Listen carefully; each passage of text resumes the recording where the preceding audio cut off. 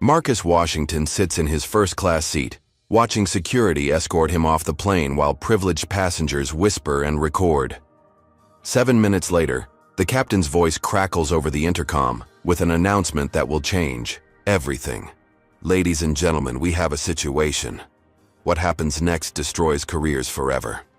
Before we dive into this incredible story that will leave you speechless, I want to know where my amazing viewers are watching from today. Drop your city in the comments below. Smash that like button if you're ready for a story that will restore your faith in justice.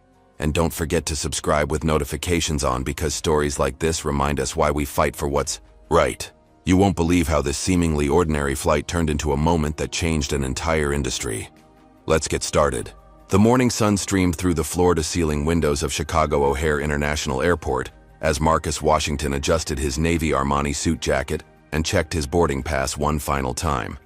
At 26 years old, Marcus carried himself with the quiet confidence that came from years of excellence in every endeavor he pursued. His father's company, Washington Industries, had sent him to Atlanta for a crucial board meeting that could determine the future of their newest acquisition. Flight 447 to Atlanta represented just another business trip in Marcus's carefully planned life. He had earned his MBA from Harvard, spent 2 years at Goldman Sachs, and now served as his father's strategic advisor on major corporate decisions. The first-class ticket in his hand, Seat 2A, was purchased through the company's premium corporate travel account, just as it had been dozens of times before. As Marcus approached Gate B12, he noticed the usual mix of business travelers and families. Preparing for the 2-hour flight south, his phone buzzed with a text from his assistant Sarah Chen, reminding him about the presentation materials in his briefcase and wishing him luck with the board meeting. Everything seemed perfectly routine until he stepped aboard the aircraft. Flight attendant Jennifer Collins, a 15-year veteran with perfectly styled blonde hair and a practiced smile, stood at the entrance greeting passengers. Her expression shifted almost imperceptibly when Marcus handed her his boarding pass. The change was subtle, but unmistakable to someone who had experienced similar moments throughout his life. "I'm sorry, but I need to see this again," Collins said, holding Marcus's boarding pass up to the light as if examining currency for authenticity. Her voice carried just enough volume to draw attention from nearby passengers settling into their seats. Marcus maintained his composure, though he felt the familiar knot forming in his stomach. "Is there a problem with my ticket?" Collins studied the boarding pass with exaggerated scrutiny, then glanced at her passenger manifest. "We've had some computer issues today. Let me just verify this with the gate agent." Behind Marcus, passengers began forming a line, and he could feel their eyes upon him. A businessman in an expensive watch tapped his foot impatiently while checking his own phone. A young mother with 2 children shifted restlessly, clearly eager to find their seats and get settled. "Sir, I really need you to step aside while I confirm this," Collins insisted, her tone growing more authoritative. That's when Mrs. Eleanor Pemberton made her entrance.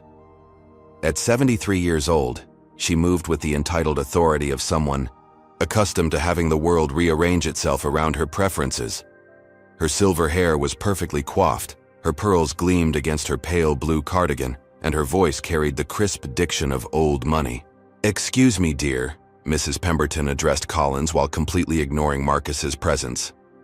"I believe there's been some sort of mistake with my seating arrangement. I always sit in 2A when I fly this route. My late husband and I have been using that seat for 37 years. Collins immediately transformed, her practiced customer service smile becoming genuinely warm and apologetic. "Oh my goodness, Mrs. Pemberton. I'm so terribly sorry about this confusion. There must have been a computer error in our system. Please, don't worry. We'll have this sorted out right away." Marcus watched this exchange with growing disbelief. His boarding pass clearly showed Seat 2A, purchased and confirmed weeks in advance. Yet Collins was treating Mrs. Pemberton's complaint as if it took precedence over documented reservations and paid tickets. "I don't understand," Marcus interjected politely. "My ticket shows Seat 2A, and I made this reservation 3 weeks ago through our corporate travel department." Collins turned to him with barely concealed irritation. "Sir, as I explained, we're having system issues today. I need you to take a seat in economy while we sort this out. I'm sure we can find you something comfortable back there." The word back there hung in the air like a slap. Marcus had heard that tone before, the subtle condescension that suggested he didn't belong in the front of the plane. Other first-class passengers had begun to notice the commotion, and several were reaching for their phones, sensing drama unfolding. "I have a confirmed first-class ticket," Marcus replied, his voice remaining steady despite his growing frustration. "I'm happy to wait while you verify the reservation, but I won't be moving to economy when I've paid for and been assigned this seat." Mrs. Pemberton huffed audibly. "Young man, some of us have been loyal customers of this airline since before you were born. I think you need to learn about showing proper respect to your elders." The racial undertones were unmistakable now, though carefully wrapped in language about age and loyalty. Marcus felt the weight of every passenger's stare, the phones being raised to record what was clearly becoming a confrontation. Collins stepped closer to Marcus, lowering her voice but not enough to prevent nearby passengers from hearing every word. "Sir, I'm trying to handle this situation diplomatically, but if you continue to be difficult, I'll have no choice but to call security. We can resolve this quickly if you just cooperate with our request." "I am cooperating," Marcus replied. "I'm asking you to honor the ticket I purchased and the seat I was assigned. I have my frequent flyer status, my credit card used for the purchase, and my corporate travel authorization. What more verification do you need?" But Collins had already turned away, speaking into her radio to summon assistance. Marcus could hear her describing a situation with a passenger refusing to cooperate with crew instructions and requesting security support. Within minutes, Captain Richard Hayes received the call in the cockpit. A 20-year veteran pilot with an impeccable safety record, Hayes prided himself on running efficient flights with minimal delays. When his senior flight attendant reported a disruptive passenger, he automatically authorized whatever measures were necessary to resolve the situation quickly. Security Officer Tom Bradley emerged from the jet bridge, his imposing 6'3" frame filling the aircraft doorway. At 45 years old, Bradley had worked airport security for 12 years, and his approach to passenger disputes was direct and uncompromising. He sized up the situation in seconds. A well-dressed black man surrounded by uncomfortable white passengers, with his flight attendant clearly requesting assistance. "What seems to be the problem here?" Bradley asked. His question directed solely at Collins while completely ignoring Marcus. "This passenger is refusing to move to his assigned seat in economy and is disrupting other passengers," Collins explained, gesturing toward Marcus as if he were a piece of problematic luggage. Marcus stepped forward. "Officer, there's been a misunderstanding. I have a valid first-class ticket for seat 2A, but the flight attendant is asking me to move based on another passenger's complaint. I've offered to provide documentation to verify my reservation." Bradley barely glanced at Marcus before responding. "Sir, when the flight crew gives you instructions, you need to follow them immediately. This isn't a debate or a negotiation. Gather your belongings and come with me." The finality in Bradley's voice made it clear that any further discussion would be futile. Marcus looked around the cabin, seeing a mixture of expressions. Some passengers appeared uncomfortable with what they were witnessing. Others seemed satisfied that the disturbance was being handled, and a few were actively recording the incident on their phones. The walk down the aircraft aisle felt like the longest journey of Marcus's life. Every step echoed in the sudden silence that had fallen over the cabin, broken only by the soft clicks of phone cameras capturing his humiliation. He maintained his dignity, keeping his head high and his movements measured. But inside, his heart pounded with a mixture of anger, embarrassment, and disbelief. Mrs. Pemberton had already settled into seat 2A, accepting Collins's profuse apologies and complimentary champagne with the satisfaction of someone whose sense of natural order had been restored. As Marcus passed her row, she made no effort to lower her voice when speaking to her seatmate. "It's just shocking how some people think they can talk their way into situations they don't belong in," she declared, loud enough for half the cabin to hear. "In my day, people knew their place and showed proper respect for their betters." The comment hit Marcus like a physical blow, but he continued walking, refusing to give her the satisfaction of a reaction. Behind him, He could hear Collins offering Mrs. Pemberton premium snacks and expressing hope that the unpleasantness hadn't ruined her flying experience. Bradley's grip on Marcus's arm was unnecessary and humiliating, broadcasting to every passenger that he was being removed as a security threat rather than a paying customer with a legitimate grievance. The officer seemed to relish the authority his uniform provided, walking with the swagger of someone accustomed to unquestioned compliance. "You know, son," Bradley said as they reached the jet bridge, his tone condescending and paternal, "this could have gone a lot easier if you just accepted the situation gracefully. Sometimes you've got to know when you're beat." Marcus stopped walking and turned to face the security officer. "I'm not beaten, and I'm not your son. I'm a paying customer who was removed from his assigned seat based on racial discrimination, and I won't pretend otherwise to make anyone feel more comfortable." Bradley's expression hardened. "Now you listen here, boy. You can play the race card all you want, but what I see is someone trying to scam their way into first class and causing a disturbance when they got caught. You're lucky I don't have you arrested right now." The word boy hung between them like a loaded weapon. Marcus felt 26 years of education, achievement, and careful navigation of racial dynamics crystallize into a moment of absolute clarity. This wasn't about a seating mix-up or computer errors. This was about power, privilege, and the assumption that he didn't belong in spaces reserved for people who looked like Mrs. Pemberton.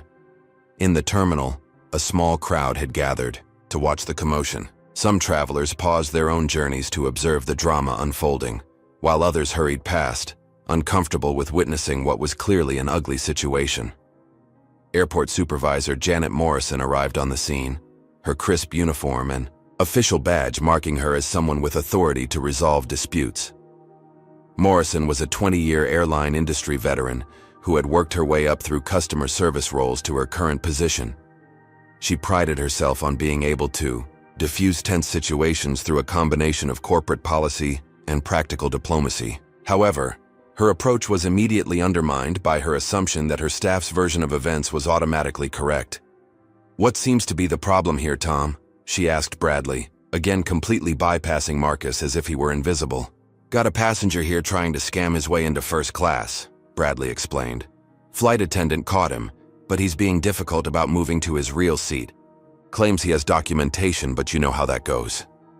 Morrison nodded knowingly, as if she had dealt with dozens of similar situations. "Sir," she finally addressed Marcus, "I understand you're frustrated, but creating a scene won't help your situation. Why don't you show me what documentation you have and we'll see what we can work out." Marcus retrieved his boarding pass, driver's license, and the credit card he had used to purchase the ticket. He also pulled out his phone to show the confirmation email from the airline and his frequent flyer account details showing his premium status. Morrison examined each item with theatrical thoroughness, holding them up to the light and comparing information as if she were a forensic accountant investigating fraud. Her performance was clearly intended to demonstrate to onlookers that she was being thorough and fair, but her body language and facial expressions conveyed skepticism about everything Marcus presented. "Well, this all looks very professional," Morrison said finally, her tone suggesting that professional appearance was somehow suspicious. "But we've been having problems with sophisticated fraud lately. These documents could easily be fabricated." Marcus felt his composure beginning to crack. "Are you seriously suggesting that I forged airline tickets and credit cards to scam my way into a first-class seat? Do you understand how ridiculous that sounds?" "Sir, there's no need to raise your voice," Morrison replied, though Marcus had not raised his voice at all. "I'm just doing my job, which includes protecting our airline from fraudulent activity. If these documents are legitimate, then our verification process will confirm that." Bradley chimed in with his own observations. "The way I see it, if everything was legitimate, why would the flight attendant have called security in the first place? Jennifer Collins has been with this airline for 15 years. She knows how to spot trouble." As they spoke, Marcus became increasingly aware that their conversation was being conducted in full view and hearing of other passengers. Some had stopped to listen, creating an impromptu audience for his humiliation. He noticed a few people taking photos or videos, and he wondered how long it would be before his degradation became entertainment on social media. Sarah Chen answered on the first ring when Marcus called her. His assistant was accustomed to handling travel emergencies, but the strain in Marcus's voice immediately put her on high alert. "Sarah, I need you to contact our corporate travel department right away," Marcus explained, keeping his voice level despite his frustration. "I'm at O'Hare, and there's been some kind of problem with my ticket. The airline is claiming there might be fraud involved." "Fraud?" Sarah's voice rose in disbelief. "Marcus, that ticket was booked through our premium corporate account 3 weeks ago. I have all the confirmation numbers and receipts. What on earth is going on?" "I'll explain everything later," Marcus replied. "Right now, I just need you to call the airline and verify the purchase. The flight attendant had me removed from my seat and security escorted me off the plane." The silence on the other end of the line stretched for several seconds before Sarah responded. "They removed you from the plane? Marcus, this sounds like discrimination. I'm calling our legal department right after I contact the airline." As Marcus ended the call, he could hear Morrison and Bradley discussing his situation in voices just loud enough for him to overhear. Their conversation was peppered with coded language that any Black American would recognize immediately. References to "these people" and "that type," and questions about whether someone like him could really afford first-class travel. Other passengers from Flight 447 began appearing in the terminal, some having witnessed the entire incident, and others having heard second-hand accounts. Marcus noticed the mixed reactions. A few people approached him with expressions of sympathy or offers of support, while others gave him disapproving looks or made sure to give him a wide berth. One passenger, a middle-aged white businessman, stopped to speak with Morrison. "I just wanted you to know that I saw the whole thing," he said. That young man was completely polite and reasonable. He never raised his voice or acted threatening in any way. "Honestly, I thought the flight attendant was out of line." Morrison thanked him for his input but made it clear that her staff's assessment of the situation was what mattered.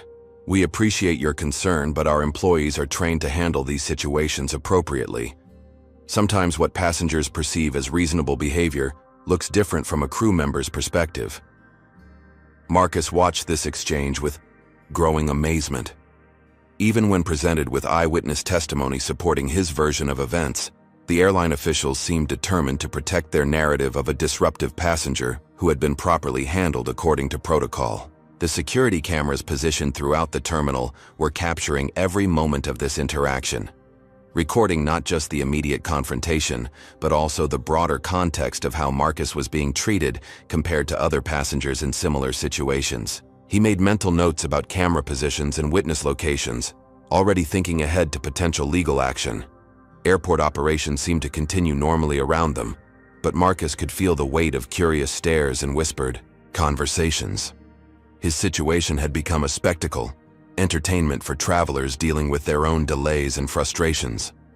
The irony wasn't lost on him that his humiliation was probably the most interesting thing that had happened in this terminal all day. Sarah Chen's fingers flew across her keyboard as she pulled up Washington Industries' corporate travel account.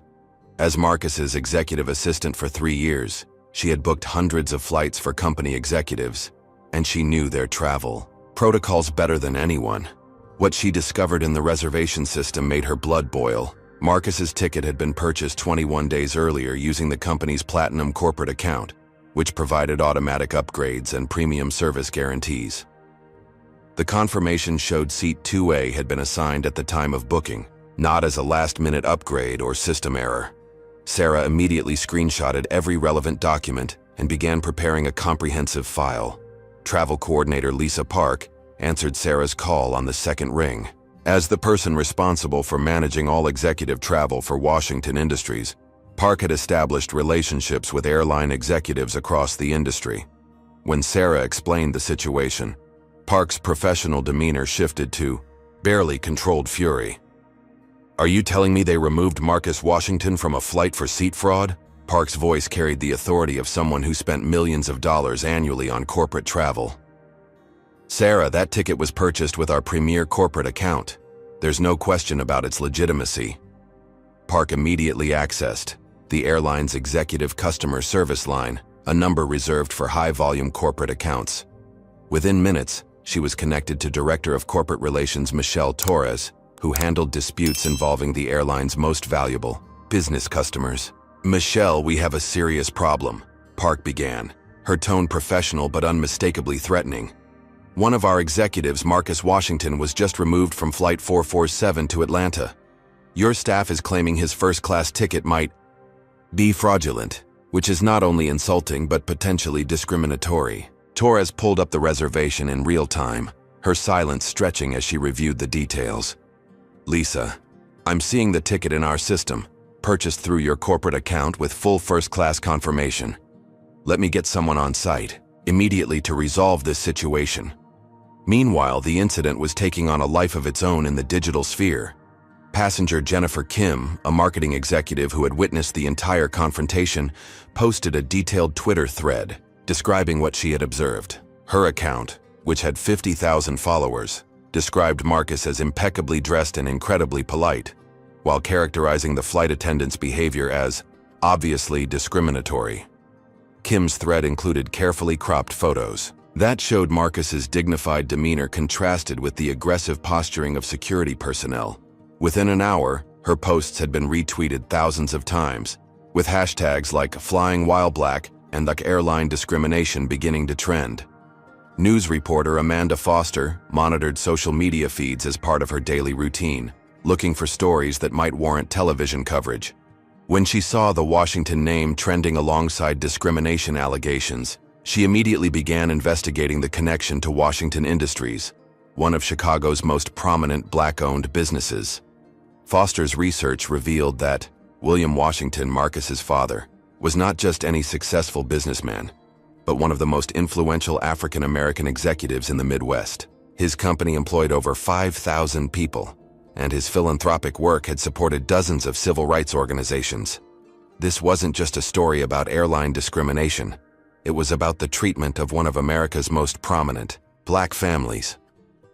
Back at O'Hare, Marcus continued waiting in the customer service office while Morrison and Bradley maintained their positions that proper protocols had been followed.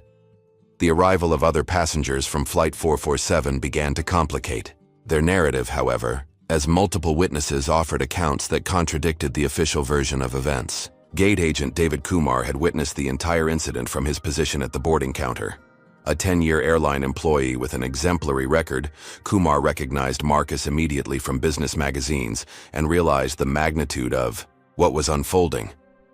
He quietly began documenting everything he had observed, knowing that his testimony might be crucial in any subsequent investigation. Kumar approached Morrison discreetly, requesting a private conversation. "Janet, I need to tell you something about what I saw on that plane. That passenger, Marcus Washington, he's the son of William Washington from Washington Industries, and what I witnessed doesn't match what's being reported." Morrison's face went pale as the implications began to sink in. Washington Industries was not only a major corporate customer, but also a company with significant political and social influence. If Marcus Washington had indeed been subjected to racial discrimination, the consequences could be catastrophic for everyone involved. "What exactly did you see, David?" Morrison asked, her previous confidence beginning to crumble.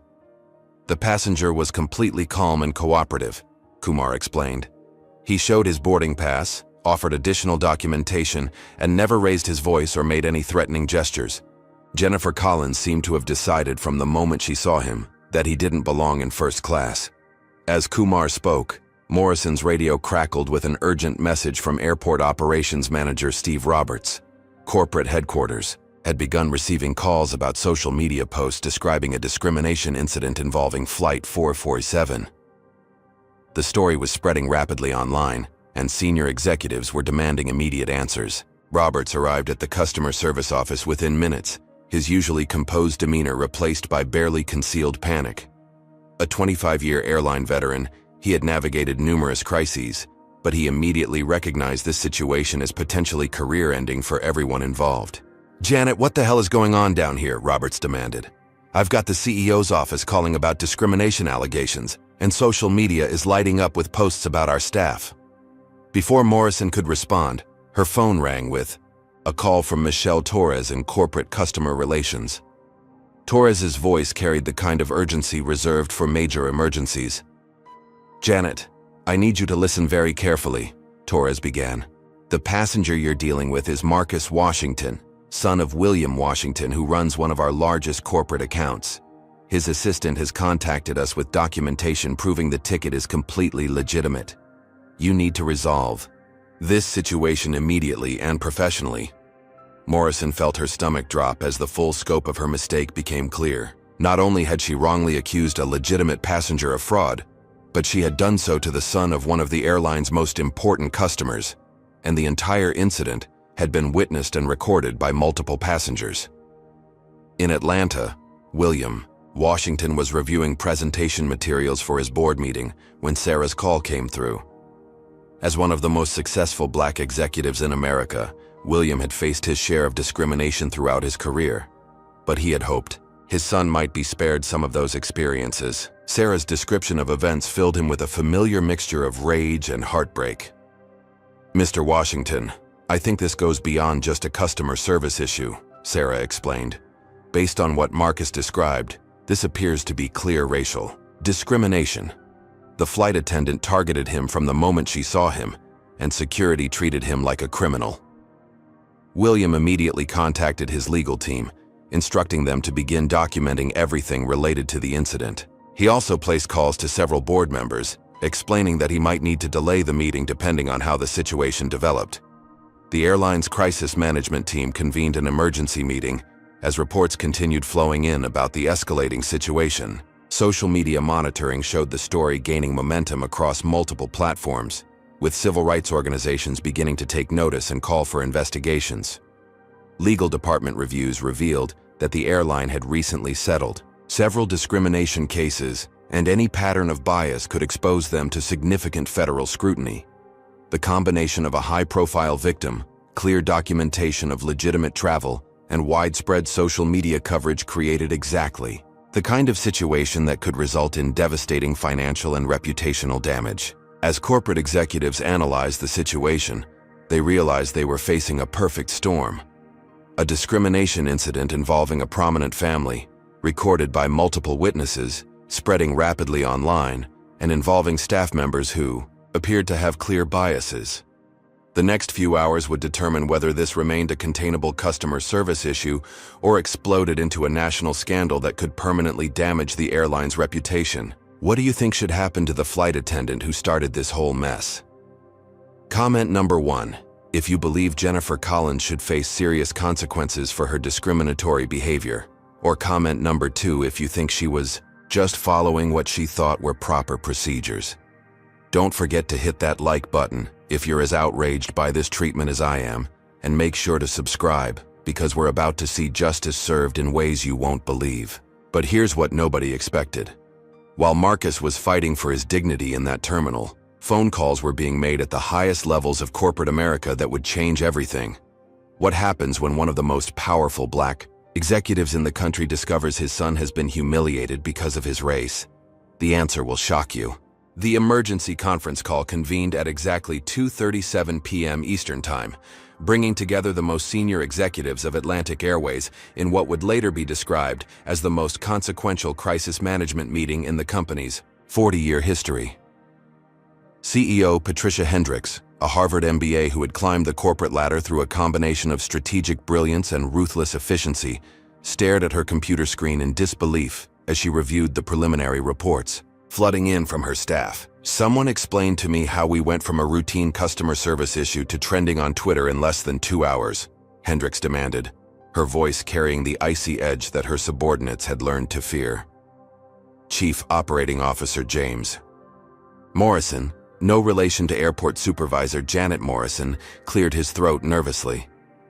"Patricia, it appears we're dealing with what our initial reports characterized as a fraudulent passenger. However, subsequent investigation has revealed that the passenger in question is Marcus Washington, son of William Washington from Washington Industries." The silence that followed was deafening. Every executive on the call understood the implications immediately. Washington Industries wasn't just another corporate customer. They represented over $12 million in annual travel revenue, employed thousands of people, and wielded considerable political influence through William Washington's extensive network of relationships. Legal counsel David Chen, who had guided the airline through numerous discrimination settlements, spoke first. "Patricia, we need to assume this is going to become a major federal case. The passenger appears to have been targeted solely based on race. We have multiple witnesses, video evidence, and now it's spreading across social media platforms faster than we can monitor." Chief Marketing Officer Lisa Rodriguez had been tracking the online response in real time, watching helplessly as their brand reputation suffered blow after blow. The hashtags Atlantic Airways discrimination and flying while black are trending nationally. We're getting tagged in thousands of posts, and celebrity influencers are starting to pick up the story. Back at O'Hare, William Washington's Bentley pulled up to the terminal curb with the quiet authority that comes with decades of success. At 58 years old, William had built Washington Industries from a small construction company into a diversified empire spanning real estate, technology, and government contracting. His journey from the south side of Chicago to the highest levels of American business had been marked by both extraordinary achievement and constant navigation of racial barriers.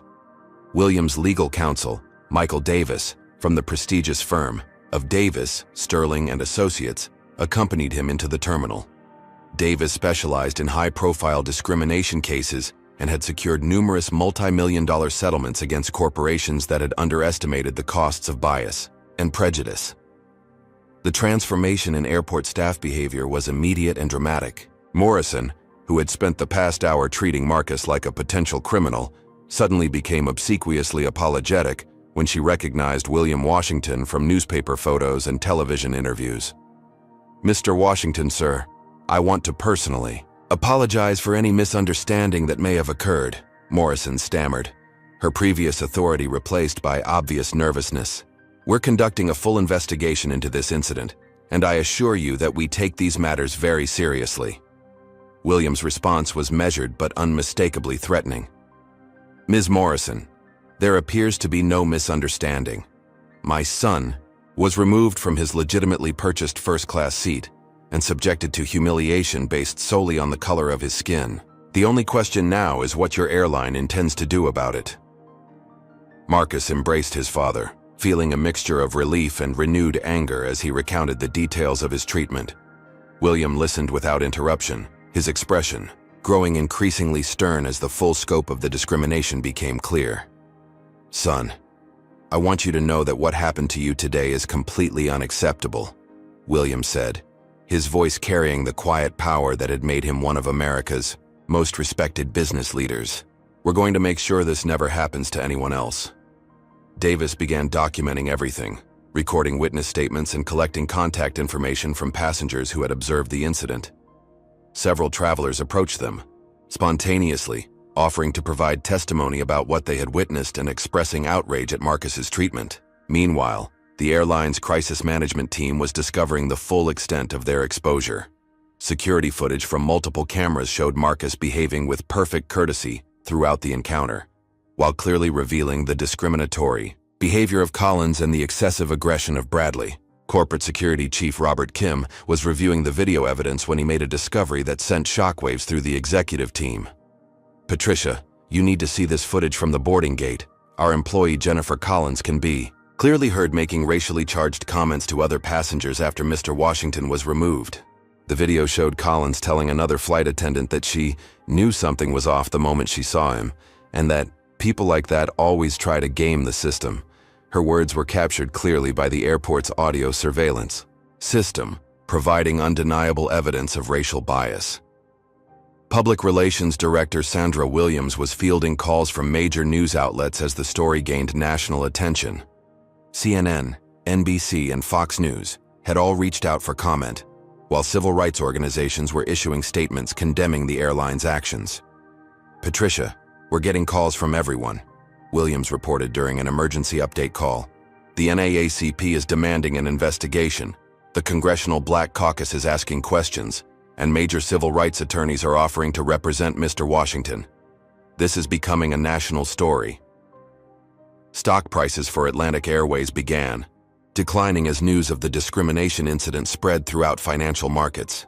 Institutional investors, increasingly sensitive to ESG, environmental, social, and governance factors, began expressing concerns about the company's diversity practices and potential legal liabilities. The airline's board of directors convened an emergency session as the full scope of the crisis became apparent. Board Chair Margaret Thompson, a veteran corporate director with experience managing major scandals, recognized that the company was facing an existential threat to its reputation and financial stability. "Patricia, I need you to understand that this incident has the potential to define our company for years to come," Thompson stated during a private call with the CEO. "We're not just dealing with a customer service problem.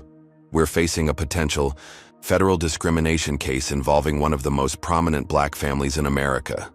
Social media campaigns calling for boycotts of Atlantic Airways gained momentum throughout the afternoon.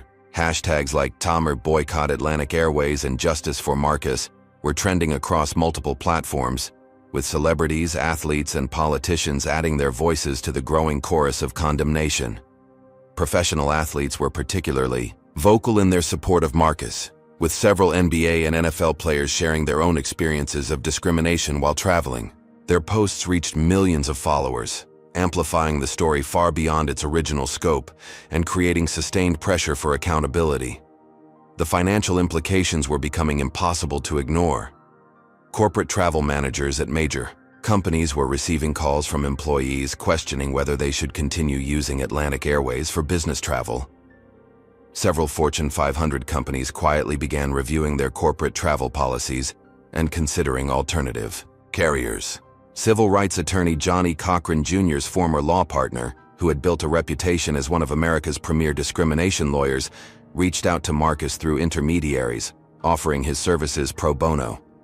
The involvement of such high-profile legal talent signaled to industry observers that this case could result in landmark precedent and significant financial damages. Within hours, the incident had evolved from a simple customer service dispute into a full-blown corporate crisis with national implications. The airline's attempts to characterize the situation as a misunderstanding were crumbling under the weight of video evidence, witness testimony, and the growing media attention. Internal communications revealed that Collins had previously been the subject of complaints from minority passengers, but those complaints had been dismissed or inadequately investigated.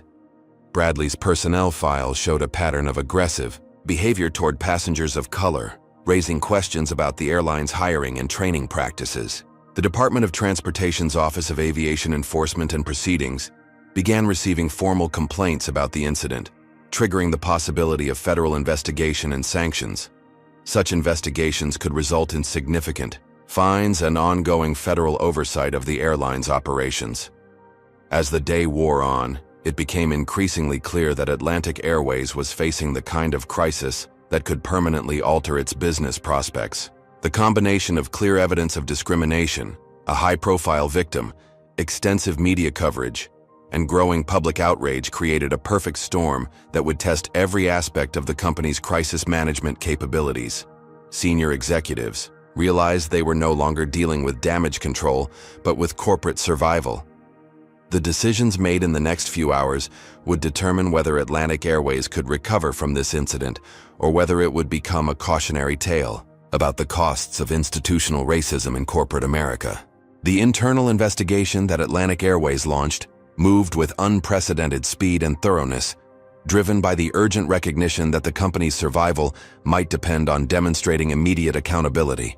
Chief Human Resources Officer Margaret Foster personally took charge of the employee review process, working through the night to compile comprehensive files on everyone involved in the incident. What Foster discovered painted a disturbing picture of systemic problems that extended far beyond a single discriminatory incident. Jennifer Collins's personnel file revealed a troubling pattern that had been overlooked or minimized by previous supervisors. Over her 15-year career, Collins had been the subject of 17 formal complaints from passengers, with an overwhelmingly disproportionate number involving travelers of color. The complaints painted a consistent picture: Collins questioning the legitimacy of minority passengers' tickets, making assumptions about their ability to afford premium services, and treating them with suspicion and hostility that white passengers never experienced. Previous investigations had been superficial, often accepting Collins's explanations without serious scrutiny or meaningful follow-up. Security officer Tom Bradley's record was even more damning. His 12-year career included multiple incidents of excessive force, racial profiling, and inappropriate behavior toward passengers of different ethnicities. Complaint records showed that Bradley consistently escalated situations involving minority passengers while demonstrating restraint with white travelers in similar circumstances. Most shocking was the discovery of Bradley's social media activity, which included posts expressing support for white supremacist organizations and sharing memes that mocked civil rights movements. His Facebook profile contained photos from rallies associated with extremist groups, raising serious questions about how such an individual had maintained security clearance at a major airport. Airport supervisor Janet Morrison's email history provided the most damning evidence of institutional bias. Her correspondence with colleagues included numerous references to problem passengers that consistently targeted people of color. She had used coded language to describe minority travelers as suspicious, difficult, or not our typical clientele. The video evidence from multiple security cameras provided an unshakable foundation for understanding exactly what had occurred. The footage showed Marcus approaching the gate with perfect courtesy, presenting his boarding pass politely, and maintaining his composure even as the situation escalated around him. More importantly, the cameras captured Collins's body language and facial expressions, clearly showing her negative reaction to Marcus from the moment she saw him. The footage revealed that she had made her decision to challenge his presence before examining his ticket, suggesting that racial bias rather than any legitimate concern had driven her behavior. Audio surveillance systems had recorded conversations that airline executives found mortifying. Collins could be heard telling another flight attendant that she could always spot the ones trying to scam their way into first class, and that some people just don't understand that certain areas aren't meant for them. The investigation also revealed broader systemic issues within the airline's customer service training programs. Diversity and inclusion training was minimal, outdated, and clearly ineffective. Employee evaluations failed to identify or address racial bias, and complaint resolution procedures were inadequate for recognizing patterns of discriminatory behavior. Marcus's meeting with news reporters was carefully orchestrated by his father's public relations team to maximize impact while maintaining the dignity that had characterized his response throughout the ordeal. Seated in the elegant conference room of Washington Industries' Chicago headquarters, Marcus spoke with the measured authority of someone who had been raised to handle adversity with grace.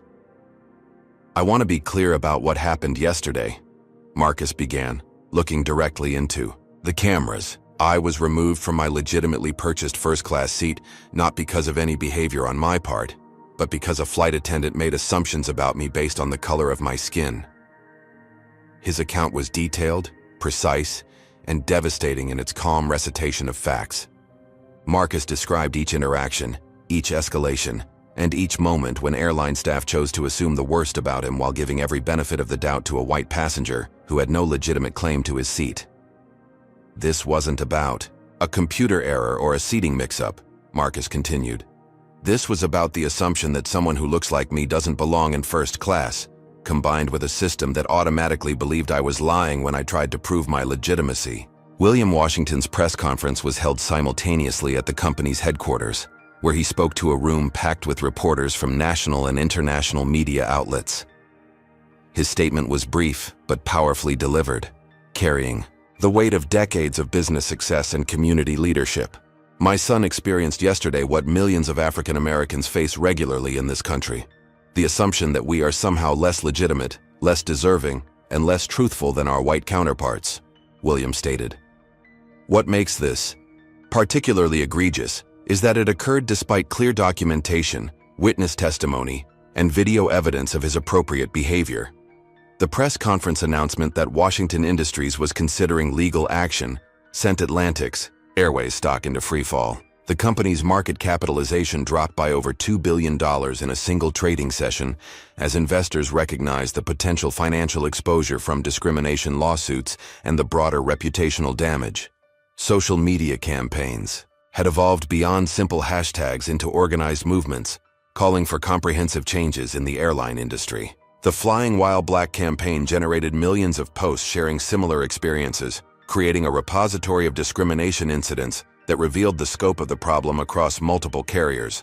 Celebrity endorsements amplified the story's reach exponentially. Oprah Winfrey shared Marcus's story with her 43 million Twitter followers, describing it as a painful reminder that success and dignity don't protect us from the poison of racial bias.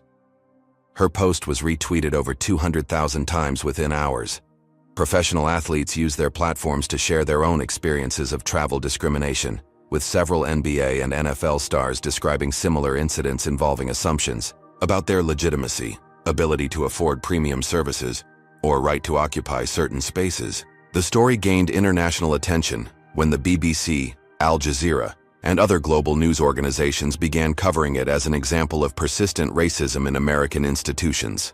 The international perspective highlighted how such incidents damaged America's reputation for equality and justice on the world stage. Congressional representatives began calling for hearings on discrimination in air travel, with several members of the Congressional Black Caucus announcing intentions to investigate patterns of bias across the airline industry. The involvement of federal legislators elevated the incident from a corporate crisis to a matter of national policy concern. The NAACP and other civil rights organizations filed formal complaints with the Department of Transportation, triggering federal investigations that could result in significant fines, ongoing oversight, and mandatory changes to industry practices. Legal experts analyzing the case noted that the combination of clear evidence, high-profile victims, and extensive documentation created conditions for a landmark settlement that could establish new precedents for discrimination cases in the transportation industry. The airline's attempts at damage control were failing spectacularly, as each new revelation made their initial response appear increasingly inadequate. Corporate communications that had characterized the incident as a misunderstanding were now being mocked across social media platforms as evidence of institutional tone deafness. Internal documents leaked to media outlets revealed that senior executives had been aware of patterns of discriminatory behavior, but had failed to take meaningful action. Email chains showed discussions about problem passengers that consistently targeted minority travelers, suggesting that discrimination was embedded in the company's operational culture. The truth that emerged painted a picture of an incident that was both shocking in its individual cruelty and representative of broader systemic problems. Marcus Washington had not been the victim of an isolated mistake, but rather the target of institutional bias that permeated every level of the airline's operations. As evidence mounted and public pressure intensified, it became clear that Atlantic Airways was facing a reckoning that would extend far beyond financial settlements or personnel changes. The company was confronting the fundamental question of whether it could survive the exposure of its discriminatory practices and rebuild trust with the traveling public. The emergency board meeting convened at Atlantic Airways headquarters at 6 a.m. on Thursday morning, less than 18 hours after the incident that would forever change the company's trajectory. Board Chair Margaret Thompson had called the session after receiving calls throughout the night from major shareholders, institutional investors, and corporate partners expressing alarm about the escalating crisis. CEO Patricia Hendricks entered the boardroom knowing that her 23-year career with the company hung in the balance. The presentation she was about to deliver would either demonstrate decisive leadership in a moment of crisis or mark the beginning of the end of her tenure at the helm of Atlantic Airways. "Ladies and gentlemen, we are facing the most serious crisis in our company's history," Hendricks began, her voice steady despite the magnitude of the situation. "The incident involving Marcus Washington has exposed systemic failures in our organization that require immediate and comprehensive action." The evidence presented to the board was devastating in its clarity and scope. Video footage, audio recordings, personnel files, and witness statements painted an unambiguous picture of racial discrimination that had been allowed to fester within the company's culture for years. Board member Robert Chen, a former federal judge with extensive experience in civil rights law, spoke first after reviewing the evidence. "Patricia, this isn't just about one incident or even one employee. We're looking at a pattern of discriminatory behavior that suggests institutional failure at multiple levels of the organization." The decision to terminate Jennifer Collins, Tom Bradley, and Janet Morrison was unanimous and immediate.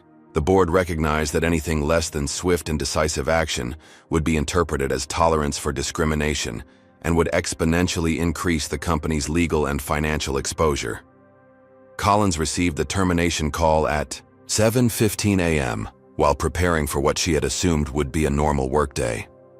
The conversation was brief and final. Effective immediately, she was terminated for cause due to discriminatory behavior toward passengers, with forfeiture of all benefits and no possibility of rehire within the industry. Bradley's termination was delivered by Airport Security Management, with immediate revocation of his security clearance and escort from the premises. His involvement with extremist organizations had been discovered during the overnight investigation, creating additional liability issues that extended beyond the Washington incident. Morrison's termination included a formal notation in her permanent record about discriminatory practices, effectively ending her career in the airline industry. Her email communications had provided undeniable evidence of racial bias that would make her unemployable in any customer-facing role within transportation or hospitality sectors. The announcement of the terminations was accompanied by a comprehensive statement from Atlantic Airways, acknowledging that discrimination had occurred and accepting full responsibility for the failures that had allowed it to happen. The statement represented a dramatic departure from typical corporate responses to discrimination allegations. Atlantic Airways acknowledges that Marcus Washington was subjected to unacceptable treatment based on racial bias. The statement read, "We take full responsibility for the actions of our employees and the systemic failures that allowed this discrimination to occur. We are committed to implementing immediate and lasting changes to ensure this never happens again." The company's offer to Marcus included not only financial compensation, but also lifetime first-class status, formal acknowledgement of wrongdoing, and a commitment to implementing diversity and inclusion programs developed in consultation with civil rights organizations. Criminal charges against Bradley were being considered by federal prosecutors, who were investigating whether his actions constituted federal civil rights violations. The involvement of the FBI's Civil Rights Division elevated the case beyond corporate accountability to potential criminal liability for individual actors. Multiple class action lawsuits were filed within days of the incident, as other passengers who had experienced similar discrimination came forward with their own accounts. Law firms specializing in civil rights cases recognized the opportunity to use the Washington incident as a foundation for broader challenges to industry practices. The Department of Transportation's investigation moved with unusual speed, driven by the high-profile nature of the case and the clear evidence of discrimination. Federal investigators interviewed dozens of airline employees, reviewed thousands of internal documents, and analyzed patterns of passenger complaints across the company's operations. Congressional hearings were scheduled to examine discrimination in air travel, with Marcus and William Washington invited to testify about their experiences and recommendations for industry reform. The hearings would provide a national platform for discussing systemic racism in transportation and other service industries.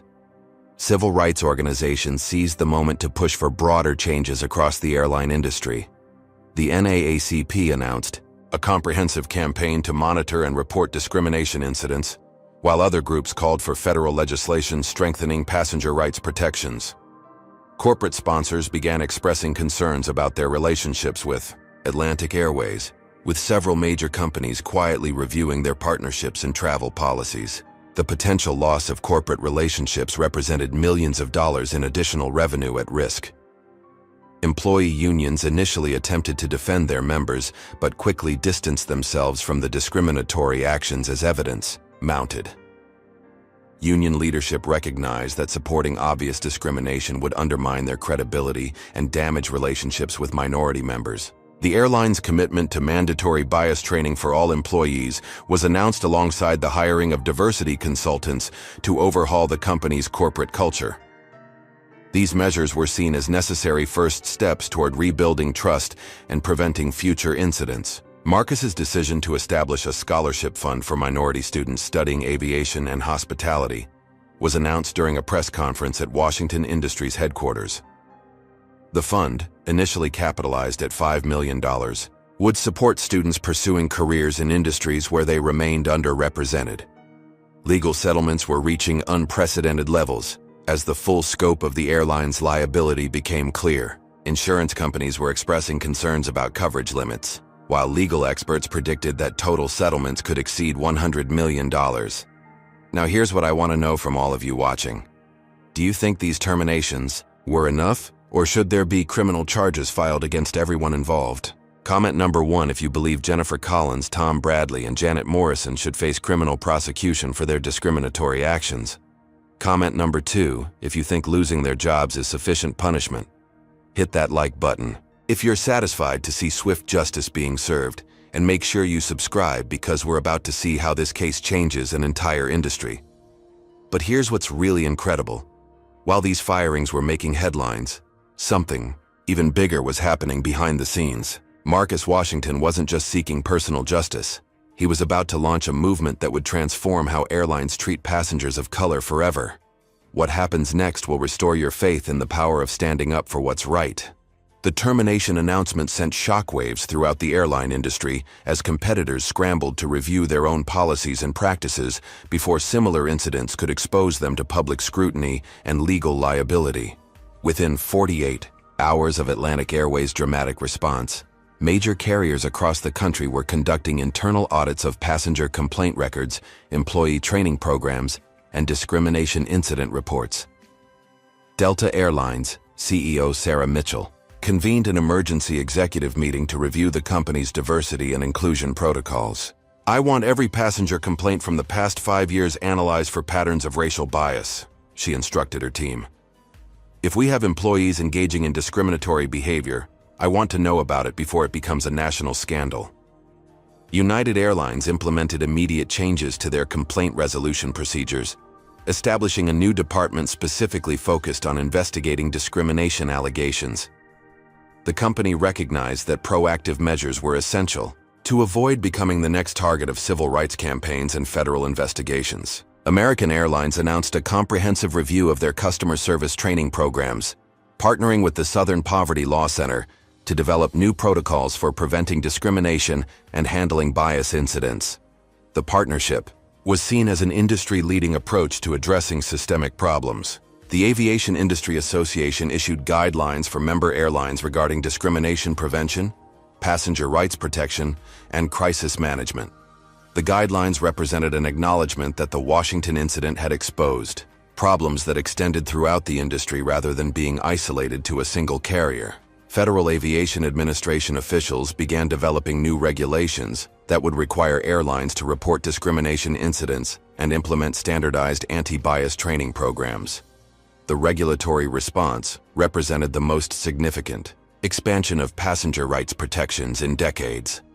Marcus Washington's role as a spokesperson for travel equality evolved rapidly as he received invitations to address industry conferences, university forums, and civil rights gatherings. His articulate and dignified response to discrimination had made him a powerful voice for change across multiple sectors. "What happened to me represents the experiences of countless travelers who don't have the resources, connections, or platform to demand accountability," Marcus stated during a keynote address at the National Urban League Convention. "We have an opportunity to transform not just the airline industry, but how all service industries treat people of color." The documentary, Flying While Black: The Marcus Washington Story, entered production within weeks of the incident, with Academy Award-winning director Ava DuVernay signing on to chronicle both the specific incident and the broader context of travel discrimination in America. Educational institutions began incorporating the Washington case into their business ethics curricula, using it as an example of how institutional bias can create massive corporate liability and reputational damage. Harvard Business School developed a comprehensive case study that would be used in MBA programs nationwide. The financial impact on Atlantic Airways continued to mount as corporate customers canceled contracts and individual passengers chose alternative carriers.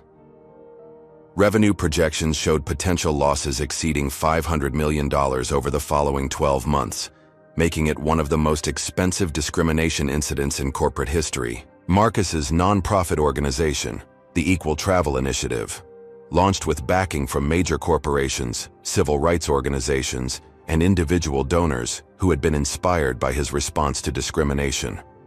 The organization's mission included monitoring travel discrimination, supporting victims, and advocating for policy changes.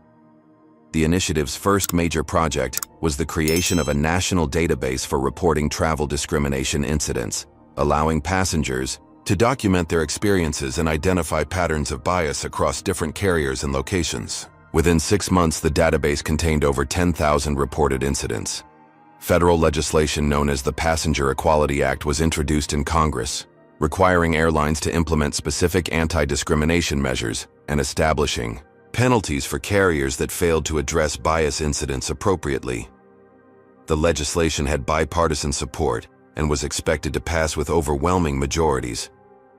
International attention continued to focus on the case as foreign media outlets used it to examine broader patterns of racism in American institutions. The global coverage highlighted how discrimination incidents damaged America's international reputation and soft power influence. Civil rights organizations leveraged the momentum from the Washington case to launch broader campaigns against discrimination in hospitality, retail, and other service industries. The incident had become a catalyst for examining bias across multiple sectors of the economy.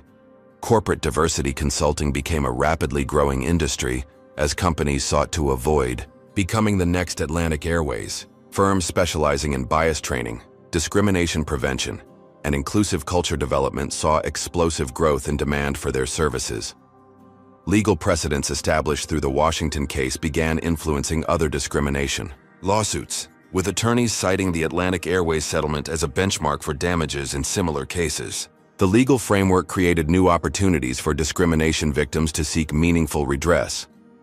Marcus's marriage to longtime girlfriend Jessica Chen, a federal prosecutor specializing in civil rights cases, was celebrated as a union of two individuals committed to fighting discrimination and promoting equality. Their combined influence amplified both of their advocacy efforts. The couple's establishment of the Washington Chen Foundation created a permanent institutional commitment to combating discrimination across multiple sectors. The foundation's initial endowment of $50 million supported legal aid, education programs, and policy advocacy initiatives. Annual conferences on transportation equality began drawing thousands of industry professionals, civil rights advocates, and academic researchers. The conferences, inspired by Marcus's experience, became premier forums for discussing discrimination prevention and promoting inclusive practices. Stock market analysts began incorporating diversity and inclusion metrics into their evaluations of transportation and hospitality companies, recognizing that discriminatory practices represented significant financial risks that could affect long-term profitability and sustainability. The incident's impact on popular culture included references in television shows, movies, and music that highlighted ongoing struggles against racism in everyday situations. The Washington case became shorthand for the persistence of bias in supposedly progressive industries. Employee advocacy groups within major corporations began pushing for stronger anti-discrimination policies and better protection for whistleblowers who reported bias incidents. The Washington case demonstrated how individual courage could spark institutional change. Academic research into travel discrimination expanded significantly as scholars recognized the need for comprehensive data about bias in transportation systems. Universities established research centers focused on studying and addressing discrimination in various service industries.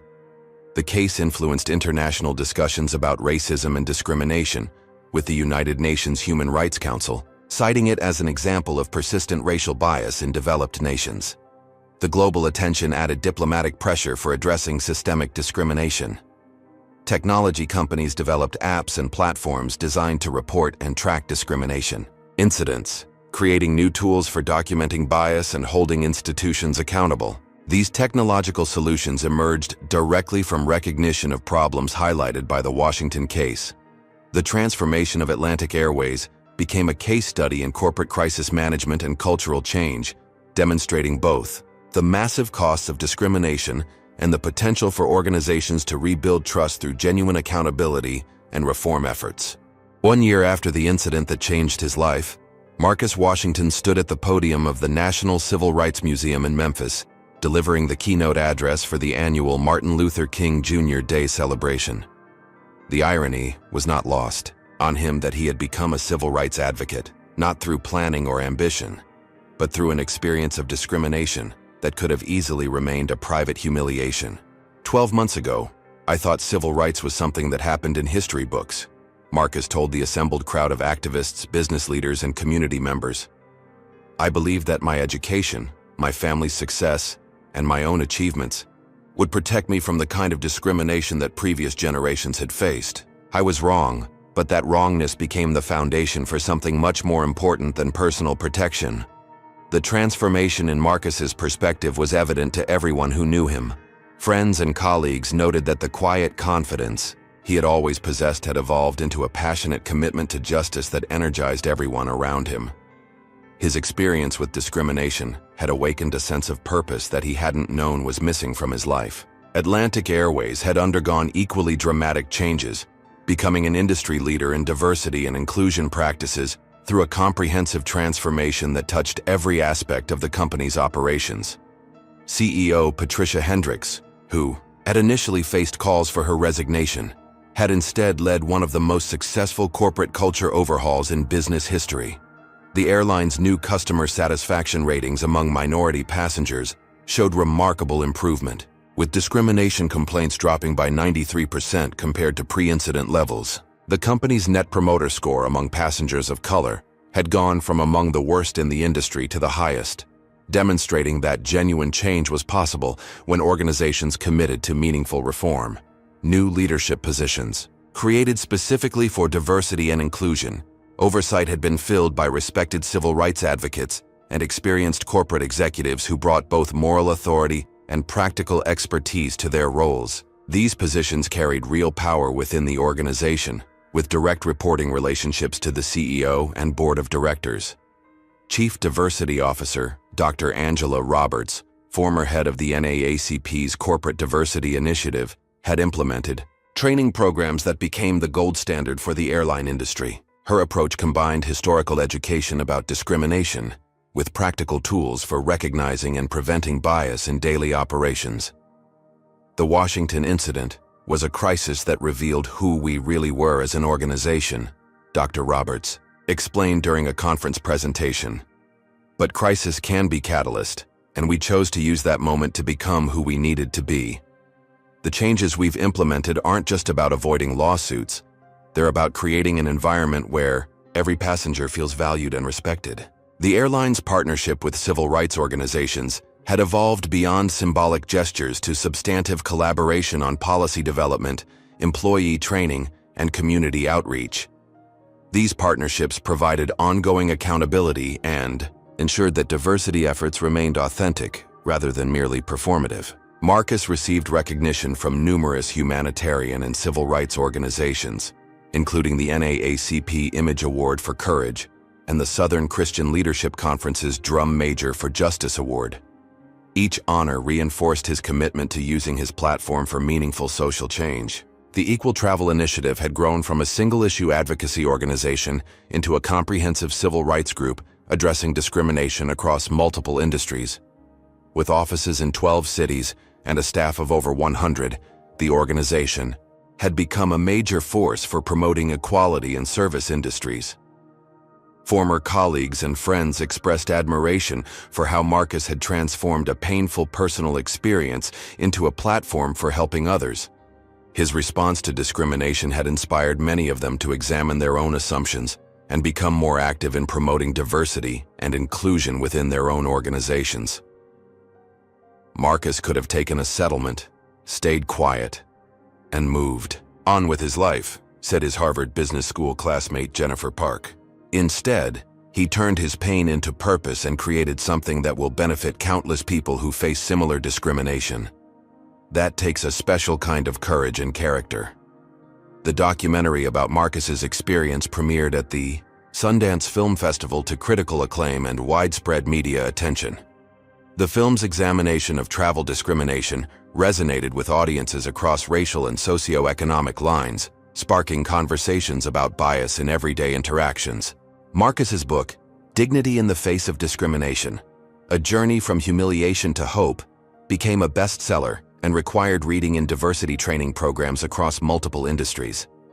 The book combined personal narrative with practical guidance for organizations seeking to create more inclusive environments. Educational scholarships funded by various settlements and initiatives had supported over 200 minority students pursuing careers in aviation, hospitality, and customer service fields.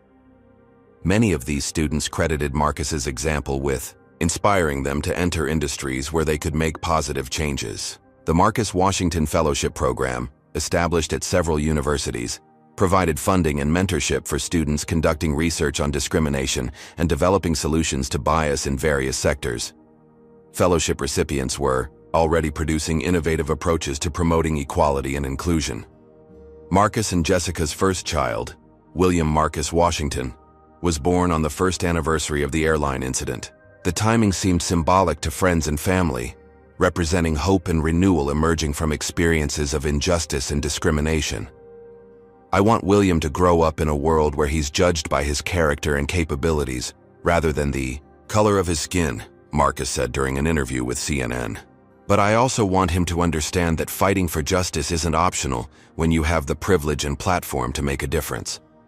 The Washington Chen Foundation had funded legal aid clinics, educational programs, and policy advocacy initiatives across the country. Their comprehensive approach to combating discrimination addressed both individual cases and systemic problems that perpetuated bias and inequality.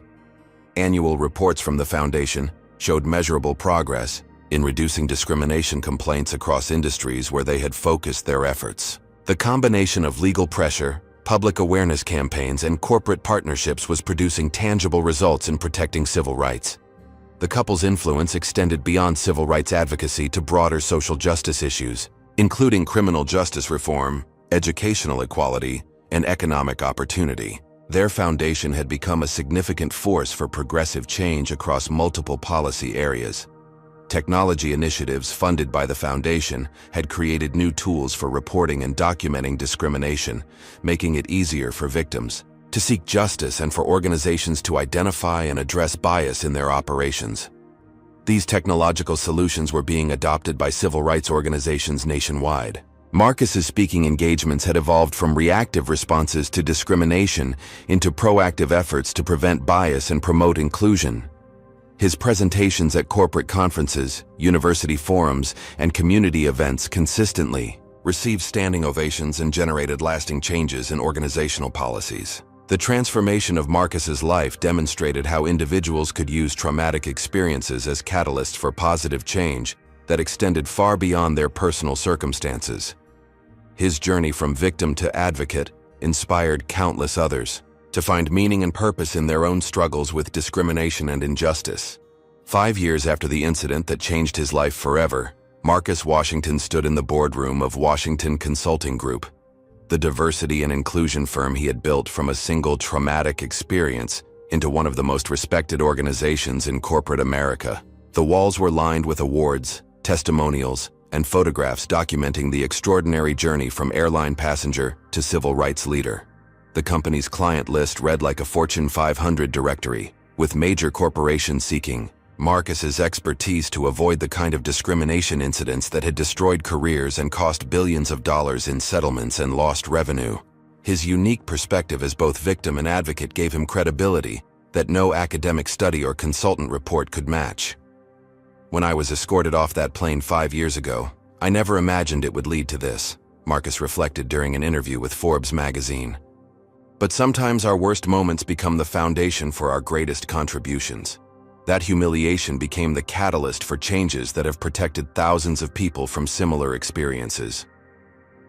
The landmark legal precedent established through the Atlantic Airways case had fundamentally altered how discrimination lawsuits were evaluated and settled throughout the transportation industry. Attorneys regularly cited the Washington settlement as the benchmark for damages in similar cases, creating new protections for discrimination victims nationwide. Atlantic Airways, now under completely new leadership, had become the gold standard for diversity and inclusion in the airline industry. The company's transformation was so complete that it regularly received awards for corporate social responsibility, and was studied by business schools as an example of successful crisis management and cultural change.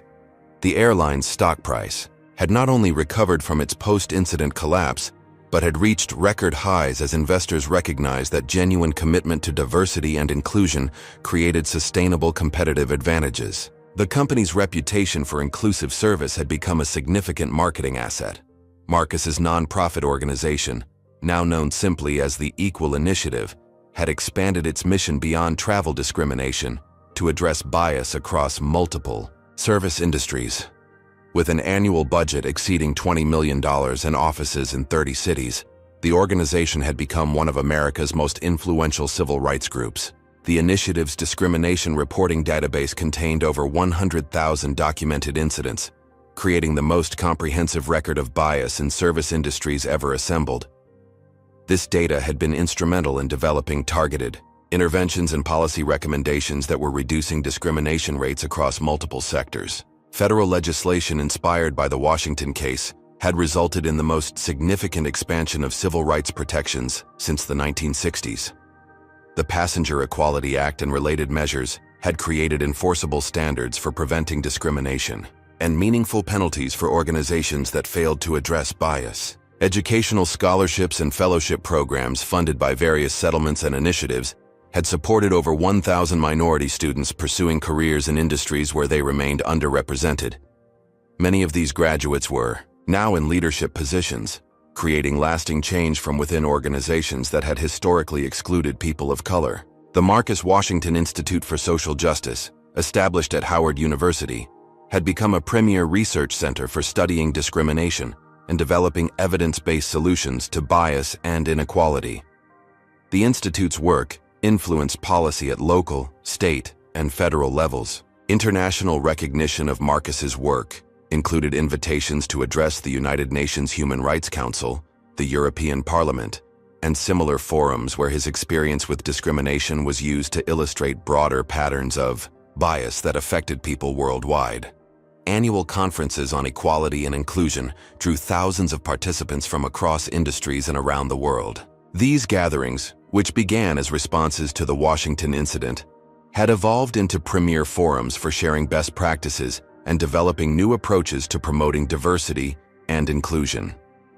Corporate diversity consulting had become a multi-billion-dollar industry, largely driven by recognition that discriminatory practices represented unacceptable financial and reputational risks. The Washington case had demonstrated that the cost of bias far exceeded the investments required to prevent discrimination. Legal aid clinics funded by the Washington Chen Foundation had helped thousands of discrimination victims seek justice and compensation for their experiences. These clinics had recovered over $500 million in settlements and judgments, while also driving policy changes that prevented future incidents. Marcus's second book, Building Inclusive Organizations: Lessons from Crisis and Transformation, had become required reading in MBA programs and corporate training initiatives. The book's practical guidance for preventing discrimination and promoting inclusion was being implemented by organizations worldwide. The couple's 3 children were growing up in a household where civil rights advocacy was simply part of daily life. Their involvement in age-appropriate activism and community service was preparing them to continue their parents' work in whatever careers they eventually chose. Jessica Washington Chen had been appointed to the federal bench, where her expertise in civil rights law and commitment to justice were influencing legal precedents that would protect future generations from discrimination. Her appointment was seen as recognition of the family's contributions to advancing equality. Technology platforms developed with foundation support had revolutionized how discrimination was reported, documented, and addressed. These tools were being used by civil rights organizations, government agencies, and corporations to identify and eliminate bias in their operations. The impact on popular culture included movies, television shows, books, and music that explored themes of discrimination and resistance inspired by the Washington case. These cultural productions were reaching audiences who might never attend civil rights conferences, but needed to understand the persistence of bias in American society. Academic research programs focused on discrimination and inclusion had expanded dramatically, with universities establishing new departments and degree programs dedicated to studying and addressing bias. The Washington incident had helped legitimize this field of study and secure funding for comprehensive research.